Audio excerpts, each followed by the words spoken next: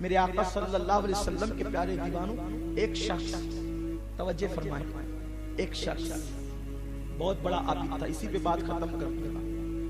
بہت بڑا عابد تھا، عبادت گزار تھا، بہت بڑا عبادت گزار تھا، اور وہ لوگوں کا پیشوا کہلاتا تھا، لوگوں کا مقتدی کہلاتا تھا۔ اللہ تعالیٰ رحم فرمائے کہ اگر لوگ مقتدی کہیں تو قدرت مقتدی بنا دی، ورنہ لوگوں کے مقتدی کہنے سے کیا ہوتا ہے، لوگوں کے پیشوا کہنے سے کیا ہوتا ہے۔ اللہ رحم کرم فرمائے، ہر وقت ہمیں اللہ کی خفیہ تدبیر سے بچنا چاہیے۔ خدا جانے کس کی تقدیر میں اللہ نے کیا لکھا ہے۔ اللہ تعالیٰ سب کو رسوائی سے بچائے، سب کو عذاب سے بچائے۔ لوگوں کا پیشوا تھا، مقتدی تھا، بہت بڑا لوگوں کی اصلاح کرنے والا مصلح۔ ایک دن اس کی موت کا وقت قریب آیا تو اس نے لوگوں سے کہا کہ ایک کام کرنا، جب میرا انتقال ہو جائے گا، میں مر جاؤں گا، تو میرے مرنے کے بعد مجھے ایک صندوق میں رکھنا، اور صندوق میں رکھ کر شہر کے باہر نکلنا۔ وہ شہر کے باہر جو فلانا درخت ہے، اس درخت کے نیچے کھڑے رہنا۔ کچھ عیسائی آئیں گے جنازہ لے کر، تو وہ جنازہ تم لے لینا اور یہ جنازہ ان کو دے دینا۔ میرا جنازہ عیسائیوں کو دے دینا، اور عیسائی جو جنازہ لائیں گے وہ جنازہ تم لے لینا۔ لوگوں نے کہا پھر کیا ہوگا حضرت؟ تو اس نے کہا وہ جو میرا جنازہ عیسائی لے کر جائیں گے وہ عیسائیوں کے طرز پہ دفن کریں گے، وہ جو میرا جنازہ لے جائیں گے عیسائیوں کے طرز پہ دفن کریں گے، اور تم وہ جو جنازہ عیسائی لائیں گے اس کو تم لوگ مسلمانوں کے طور پہ دفن کرنا۔ وہ پوچھا گیا اس میں راز کیا ہے؟ کہا کہ یہ تو میں نہیں بتا سکتا، کیونکہ اگر میں ابھی بتا دوں تو تم میرا جنازہ اٹھاؤ گے نہیں، اگر ابھی بتا دوں گا تو میرا جنازہ تم اٹھاؤ گے نہیں، اس لیے میں تم کو ابھی نہیں بتاؤں گا، یہ راز تم کو اسی وقت پتا چل جائے گا۔ میرے عزیزوں، میرے بھائیوں، اگر اپنے ایمان سے پیار ہے، اپنی محبت، اپنے ایمان سے محبت ہے، اپنی آخرت سے محبت ہے، دنیا سے ایمان پہ جانا ہے، تو خدا کے لیے اپنی خلوتوں کو، اپنی تنہائیوں کو گناہوں سے بچائیے۔ ہماری تنہائیاں کیسی ہیں؟ ہم راتوں کو جب اپنے کمروں میں جاتے ہیں تو ہم شیطان بن جاتے ہیں، شیطان کا ننگا ناچ بن جاتے ہیں۔ وہ لوگ جو سر پہ ٹوپیاں اوڑھ کر کے راستوں میں گھوم رہے تھے، جب وہ اپنے بستر پہ لیٹتے ہیں تو ان کے ہاتھ میں ٹی وی کا ریموٹ ہوتا ہے، اور وہ کون سے مناظر دیکھتے ہیں، ان کے ہاتھ میں موبائل ہوتا ہے، اور وہ کس معاملے میں ڈوب جاتے ہیں۔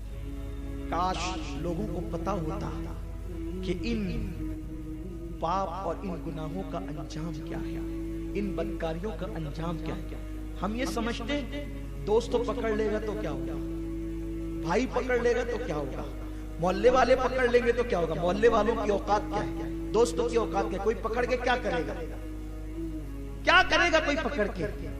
لیکن اپنے گناہوں کا وبال کیا ہوگا، ذرا اس کو سنو، اس کا انجام کیا ہے۔ اتنا بڑا بزرگ، اتنا بڑا عالم، اتنا بڑا فقیہ، اتنا بڑا محدث، اتنا بڑا پیر، اتنا بڑا شیخ طریقت، جب مرنے لگا تو لوگوں کو کہنے لگا کہ میرا جنازہ عیسائیوں کے سپرد کرنا، وجہ کیا؟ تو لوگوں نے وجہ پوچھی تو اس نے بیان نہیں کیا۔ جب بیان نہیں کیا آخر وہ مر گیا تو اس کا چہرہ خود ہی بگڑ گیا۔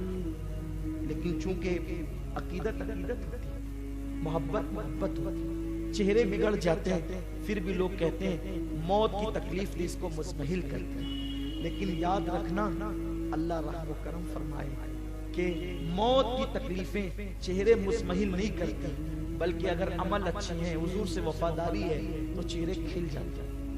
موت چہرہ کھلا دیتی ہے، کیوں؟ اگر نیک ہے، نگاہوں کی حفاظت کی ہے، تو مرتے وقت حضور کا دیدار نصیب ہوتا ہے۔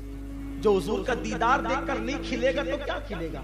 ارے ہمارے سنیوں کی شان تو یہ ہے، حضور کا ذکر کرو تو چہرے کھل جاتے ہیں، چہرے ذکر سے کھل جاتے ہیں۔ جب حضور کا وجود پاک دیکھیں گے تو چہرے کیوں نہ کھلیں گے؟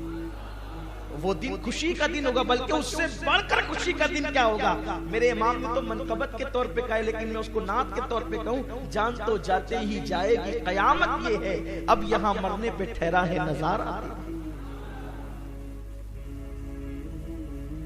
उस शख्स का चेहरा बिगड़ जाता। अच्छा, कभी ऐसा भी होता है मरने के बाद पापी का चेहरा भी नहीं बिगड़ता, वो और बड़ा इम्तिहान होता है, लोग मुगालते में पड़ जाते। बहरहाल लोगों ने जनाजा उठाया, उसको निलाया धुलाया, कफन वगैरह पहनाया और जनाजा उठाकर शहर के बाहर निकले तो वहां पहुंचे। वहां पहुंचकर खड़े हैं तो क्या देखा कि कुछ ईसाई लोग एक जनाजा ला रहे। वो जनाजा जब लाए तो उन्होंने वो जनाजा दिया और जनाजे का तबादला हुआ।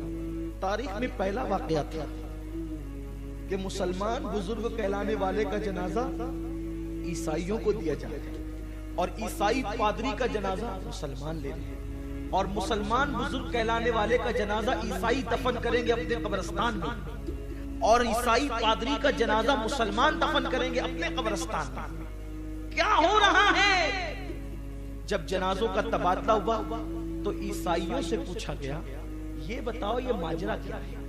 तो उन ईसाइयों ने बताया कि ये जो जनाजे में है ये हमारा पादरी है, हमारा ये फादर है। फादर सारी जिंदगी ये ईसाइयत की खिदमत करता रहा, लेकिन जब मरने लगा तो इसने वसीयत की कि मेरा इंतकाल हो जाए तो फला दरख्त के नीचे एक जनाजा लोग लेकर के खड़े रहेंगे, मेरा जनाजा उनको दे देना और वो जो जनाजा देंगे तुम ले लेना। तो हमने उससे पूछा वजह क्या है, तो उसने वजह इस शर्त पे बताई कि तुम ऐसा करोगे कि नहीं करोगे। उन्होंने कहा बिल्कुल करेंगे। तो फिर उसने ये बताया कि वो जो मुसलमानों का बहुत बड़ा शेख है वो जब मरेगा तो ईसाई होकर मरेगा, काफिर होकर मरेगा, इसलिए उसका जनाजा तुम लेकर के आना। और कहा जब मैं मरूंगा तो मोमिन और मुसलमान होकर के मरूंगा, कलमा पढ़ते मरूंगा, तो मेरा जनाजा उसको दे देना।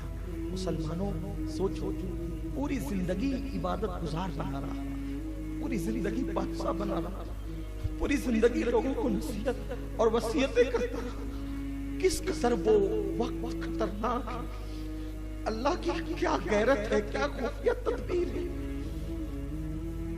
इबादत करते करते उसके बाल सफेद हो गए और जब मरा तो काफिर होकर मरा, ईसाईयत कबूल करके मरा, और वो पूरी जिंदगी कुफ्र पर रहा, और जब मरा तो मुसलमान होकर मरा। अल्लाह की क्या शान है। और याद रखना, अगर इंसान वली भी बन जाए और ईमान पर उसका खात्मा,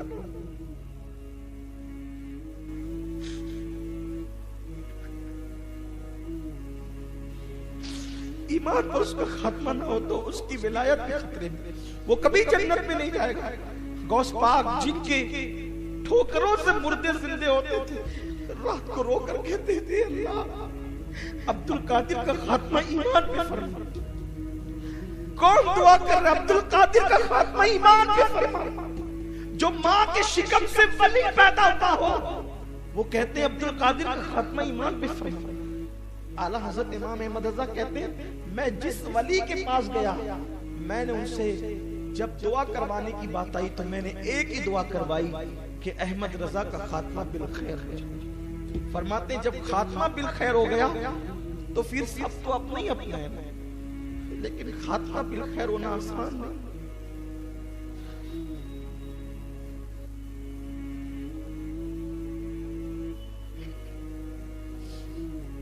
एक मुहद्दिस बहुत बड़े जिन्होंने दमिश्क की जामा मस्जिद में 40 साल तक के अपने शागिर्दों को हदीस पढ़ाई थी, वो मरा तो काफिर होकर मरा, उसके शागिर्द जवानी में बूढ़े हो गए। बहुत ऐसी हिकायतें हैं कि लोग मरने से पहले काफिर हो गए।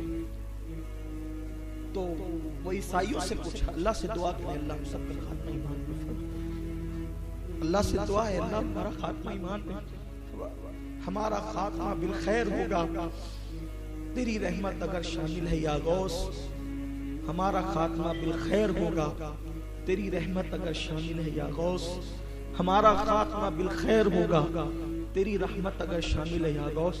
अपनी दुआओं में इसको शामिल कीजिए कि अल्लाह हम सबका खात्मा बिल खैर फरमा। अगर हम ताज्जुद गुजार थे, परहेजगार थे, आलिम थे, हाफिज थे, कारी थे, मुफ्ती थे, शेखुल हदीस थे, मुहद्दिस थे, मुकर्रिर थे, खतीब थे, कुछ भी थे, अगर खात्मा बिल खैर न हुआ तो आप दुनिया से नाकाम हैं। اللہ فرماتا ہے وَلَا تَمُوتُنَّ إِلَّا وَأَنْتُمْ مُسْلِمُونَ، تم نہ مرنا مگر اس حال میں کہ تم مسلمان ہو۔